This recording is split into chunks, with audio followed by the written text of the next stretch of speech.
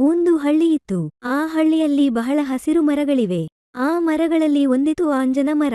ಆಂಜನ ಮರವು ತುಂಬಾ ದೊಡ್ಡದು. ಅದರ ಎಲೆಗಳು ತುಂಬಾ ಹಸಿರು ಹಾಗೂ ನವರಸದಿಂದ ತುಂಬಿರುತ್ತವೆ. ಒಂದು ದಿನ ಆಂಜನ ಮರವು ತುಂಬಾ ದುಗುಡದಲ್ಲಿ ಇತ್ತು. ಆ ಹಳ್ಳಿಯ ಎಲ್ಲಾ ಮಕ್ಕಳಿಗೆ ಆಂಜನ ಮರವನ್ನು ತುಂಬಾ ಇಷ್ಟವಾಗಿತ್ತು. ಅವರು ಪ್ರತಿದಿನವೂ ಅದರ ಶೇಖೆಗಳಲ್ಲಿ ಕಣ್ಣು ಹಾಯಿಸುವರೇನು, ಅದರ ನೆರಳಿನಲ್ಲಿ ಆಟವಾಡುವರೇನು. ಆದರೆ ಆಂಜನ ಮರಕ್ಕೆ ಒಂದು ಸಮಸ್ಯೆ ಇತ್ತು. ಅದರ ಹತ್ತಿರದ ಕೆಲ ಮರಗಳು ಹಾಳಾಗುತ್ತಿದ್ದವು. ಆ ಮರಗಳಿಗೆ ಯಾರೂ ಕಣ್ಣಿಟ್ಟು ನೋಡುತ್ತಿರಲಿಲ್ಲ. ಆಂಜನ ಮರವು ಆ ಮರಗಳ ಜೊತೆ ಮಾತನಾಡಿತು. ಏನು ಮಾಡೋದು?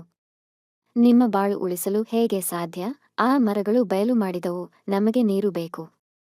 ಆ ಹಳ್ಳಿಯವರು ನಮ್ಮನ್ನು ಯಾಕೋ ಕಡೆಗಣಿಸುತ್ತಿದ್ದಾರೆ. ಆಂಜನ ಮರವು ಹಳ್ಳಿಯ ಮಕ್ಕಳಿಗೆ ಹೇಳಿತು, ನಿಮ್ಮ ಆಟ ನನ್ನ ಹತ್ತಿರದಲ್ಲಿ ಆಡುತ್ತೀರಾ?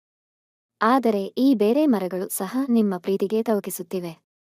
ನೀವು ಈ ಮರಗಳಿಗೂ ನೀರು ಕೊಡಬೇಕು. ಮಕ್ಕಳು ಅಂದು ಹೋದರು ಮತ್ತು ಎಲ್ಲಾ ಮರಗಳಿಗೆ ನೀರು ಹಾಕಿದರು.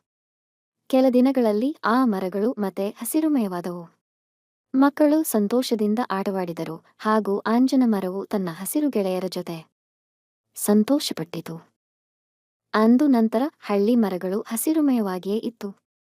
ಮಕ್ಕಳು ಅವರ ಕಾಳಜಿ ಮತ್ತು ಪ್ರೀತಿಯನ್ನು ಎಲ್ಲಾ ಮರಗಳಿಗೆ ಸಮ ಪ್ರಮಾಣದಲ್ಲಿ ಹಂಚಿದರು.